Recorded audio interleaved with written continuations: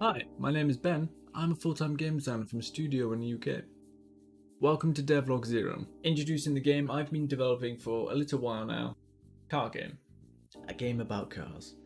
It's a temporary name for now, but I'm hoping to get something nailed down in the future. What started out as a little project to get more familiar with Unity turned into something much bigger and surprisingly fun. It's a small game about a car that has some fun drifting mechanics, allowing the player to avoid an array of enemy vehicles. It also has the interesting mechanic of only attacking when you hold the handbrake. You may have noticed by this point that the project is obviously a fair way through development, and this obviously isn't the first step for me developing this game. You are right. Of course, I didn't do this in a week, or even a month. In fact, this isn't even Car Game 1. This is Car Game 2. I started Car Game 1 back in 2020 when I joined the studio for the first time, and since then, I've started again. It took me over a year to make this. It took me 2 months to start again and make this. Obviously, this is much better. But why did I start again? To sum it up quickly, the code was bad, the design was lacking, and overall the game was just not fun. Well, it was, but it wasn't. Does that make sense? Let me explain. The mechanics I've designed and implemented are fun to use. In fact, it even looks fun from just a couple seconds. So why isn't it fun? It has fun mechanics, but that's it. It has no gameplay loop, empty levels, and overall it wasn't fun. Does that make sense now? Car Game 2 was a new slate, a new start to implement good design from the beginning.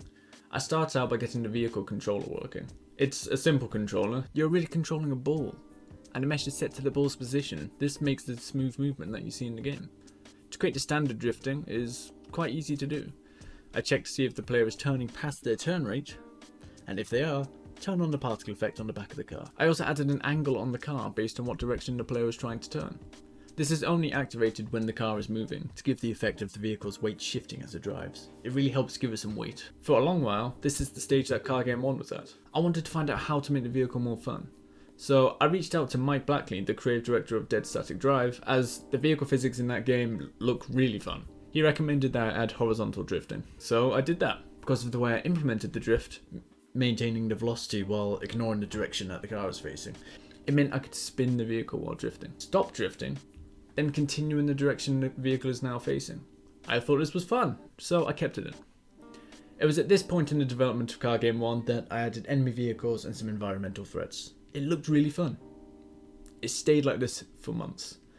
For Car Game 2, I took a different approach. I added some enemy vehicles and made their turning really dirty and rough. This gave them this really big turning circle. The way the enemies drive is really simple. I took the player script, made it so that it was always accelerating, and made it so instead of figuring out where the player's input was, it was looking directly for the player.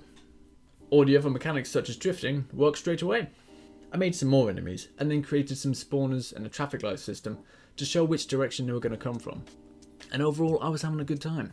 The game was fun, but it was lacking any interaction between the player and the enemy. I was just avoiding them. It felt fun to do that, but it felt like it was missing something. After all, the part I found fun about Car Game 1 was the explosions. So I did what any sane person would do. I added a gun to the car and made it fire by drifting.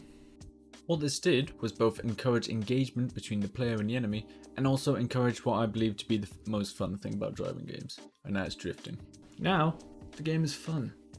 It's also mechanics that I believe to be unique, and works as a unique selling point for my game. That completes the proof of concept for the game mechanics.